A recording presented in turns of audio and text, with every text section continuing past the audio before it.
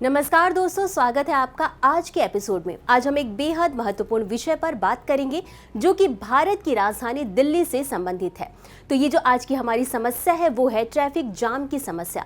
आज जाहिर सी बात है, आप सभी दिल्ली में अगर आए होंगे तो दिल्ली में आपने एक चीज़ ज़रूर महसूस किया होगा। वो क्या किया होगा कि दिल्ली में काफ़ी भारी ट्रैफिक देखने को मिलता है।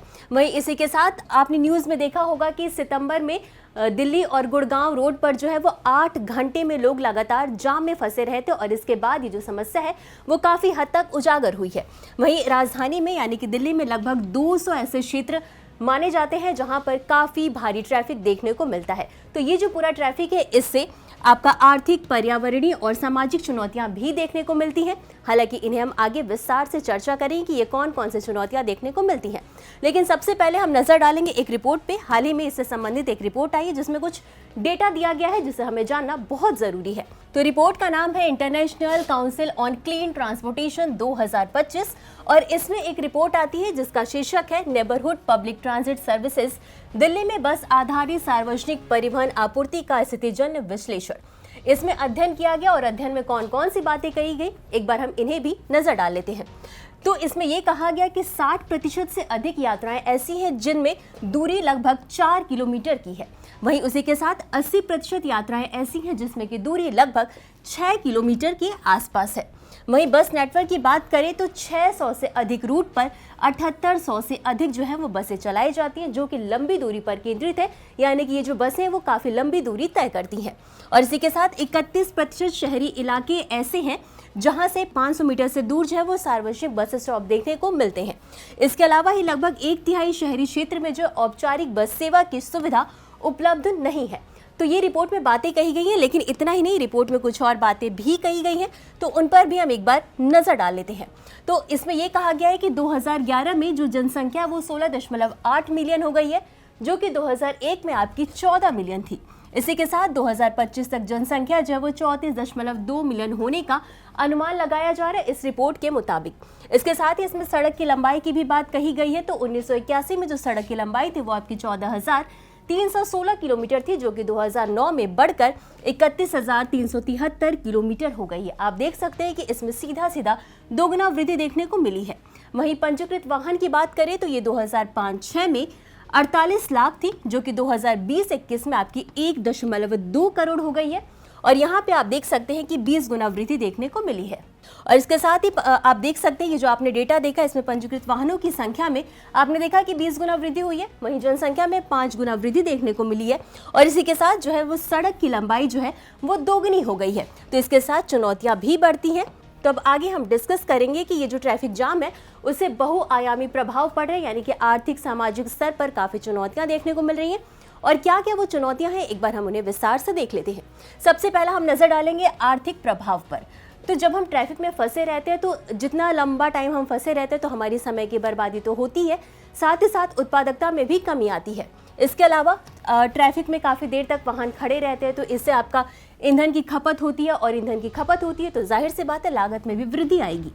इसके अलावा जो है माल ढुलाई में देरी होती है, यानी कि ट्रैफिक में फंसे हुए हैं, अगर किसी ट्रक वगैरह को अपने माल को एक स्थान से दूसरे स्थान पर लेके जाना है तो वो लंबे ट्रैफिक में फंसे होने के कारण इसमें देरी आती है, जिससे कि व्यवसायिक गतिविधियां प्रभावित होती देखती मिलेंगी।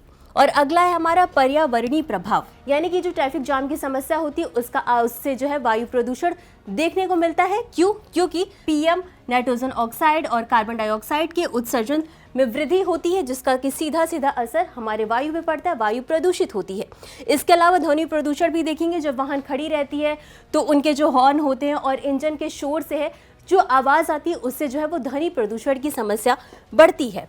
इसके अलावा कुछ और क्षेत्र हैं जिन पर इसका प्रभाव देखने को मिलता है। तो सामाजिक और स्वास्थ्य प्रभाव की बात करें तो इससे जो है मानसिक स्वास्थ्य पर भी प्रभाव पड़ता है। कैसे? जब इंसान जो अपने वाहन में होता है तो उसके काफ़ी देर तक जाम में फंसा रहता है, उससे तनाव की समस्या आती है, थकान की समस्या आती है और साथ ही साथ निराशा देखने को भी मिलती है।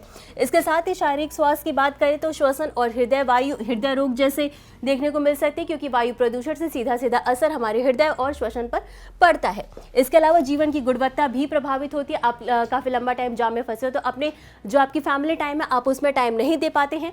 और इसके अलावा शासन और शहरी विकास पर भी प्रभाव पड़ता है। कैसे? मान लीजिए कि ट्रैफिक जाम में कोई एम्बुलेंस वगैरह फंस गई है तो इसका सीधा सीधा असर जो है वो आपातकालीन सेवाओं पर पड़ता है, जिससे कि लोगों की जान को भी खतरा होता है।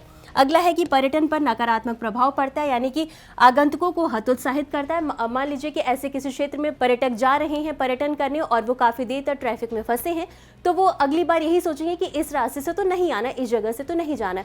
तो ये सीधे सीधे जो है वो आपका पर्यटन पर भी नकारात्मक प्रभाव डालती है।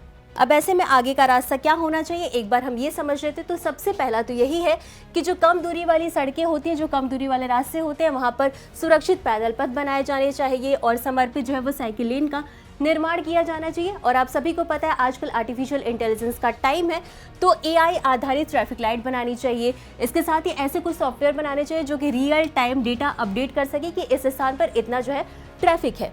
और सबसे इंपॉर्टेंट इन सब के लिए कार पूलिंग और राइड शेयरिंग सेवाओं को बढ़ावा देना चाहिए, जहां पर मान लीजिए 4 इंसान अपनी 4 अलग अलग वाहन लेके जा रहे हैं और ऐसे स्थिति में अगर आप कार पूलिंग या राइड शेयरिंग को बढ़ावा देते हैं तो 4 की जगह एक ही वाहन का जो है प्रयोग देखने को मिलेगा।